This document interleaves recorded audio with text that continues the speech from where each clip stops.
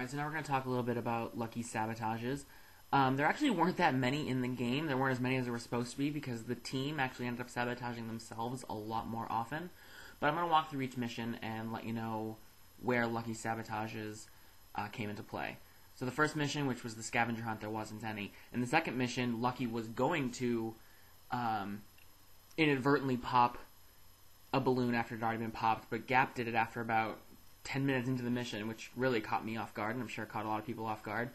I think, though I didn't look it up right before, I think Gap told me when he submitted this quiz that he actually intended to do it. But obviously,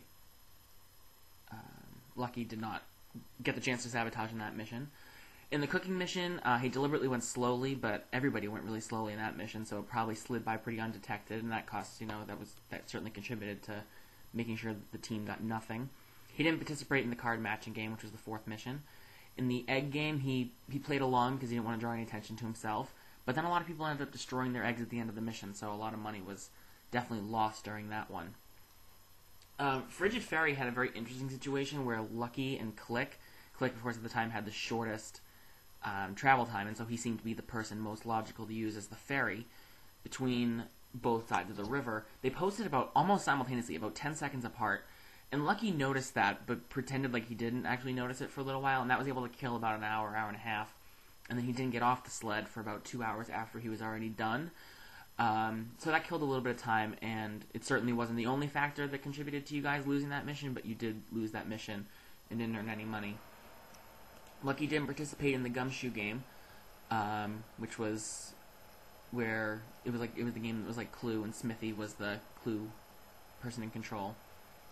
During Hanging High, Lucky was going to solve a couple letters in the Hangman puzzle and then just throw the mission, or throw his turn at the mission. But then Andrew actually popped in and helped solve the puzzle for him, so it kind of stopped his attempt at sabotaging that one.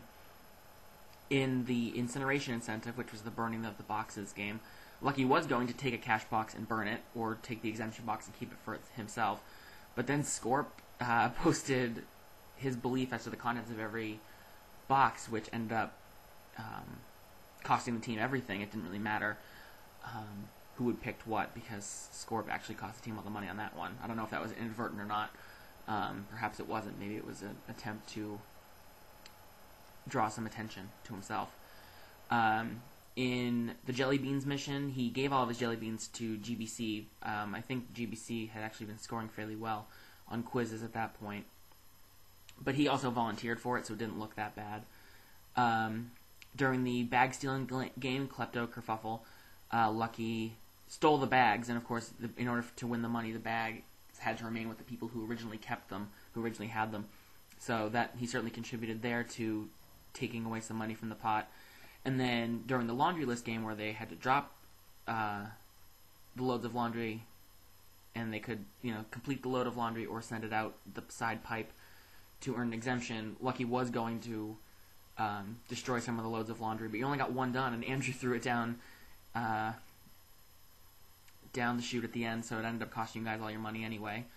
In Mental Mischief, Lucky didn't play, and he didn't do anything during the neutralizing mission.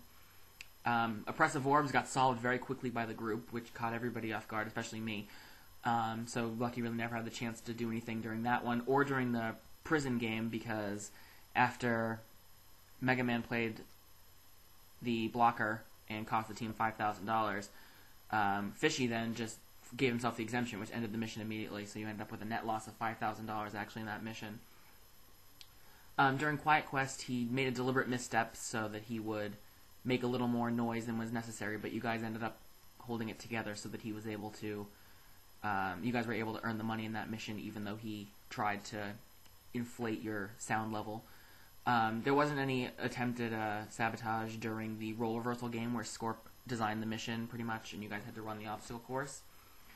During Skillful Stacking, that mission was just very difficult, and it was deliberately very difficult, and so sabotage really wasn't necessary, but obviously Lucky was advised to use his alt and stay away from the board during that time. He didn't participate in Teetering Threat or Uzi Ultimatum. During Veracity Verification, which was the true or false mission, Lucky had access to all of the answers.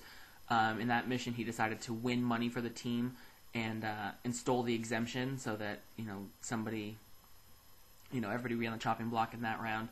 But he did have access to all the answers, and he scored just high enough to earn the exemption. Mega Man, of course, in that mission posted, which cost the team everything that he could have earned, his $10,000 portion. During the gambling game, Wild Wagers, Lucky, unlike everybody else, had the option to see what cards were coming or to know what the next roulette spin would be. He didn't always take that option. Sometimes he played it randomly like everybody else, and sometimes he did,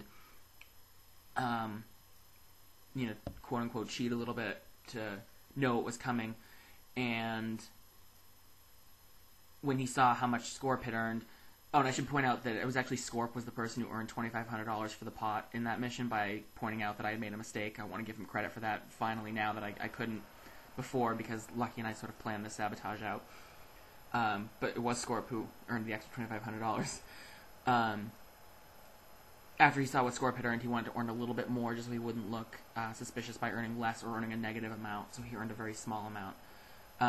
During the Sword and the Stone game, the mission was over before he even had a chance. The mission played out pretty much exactly as I expected. And then during the song identification game, Lucky had a full list of all the 20 songs that were in the mission. Obviously, he did not share that information with you, or certainly didn't share it in full, because you did only earn... you did only get 9 of the songs correct, and you had 11 more to go. And then during the final mission, Zealot Zenith, Lucky didn't actually have to do anything because Mega Man and Scorp had picked their buttons so quickly, and they had picked opposite colors that Lucky just had to, choose which one he wanted to pick.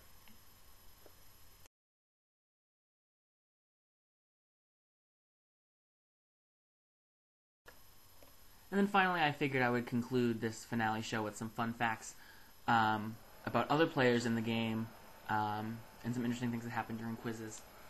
So, the first person to straight ticket Lucky successfully was Peachy, who did it actually on the first quiz, and nobody else, only one other person identified Lucky as the mole, but Peachy was the only person to straight ticket.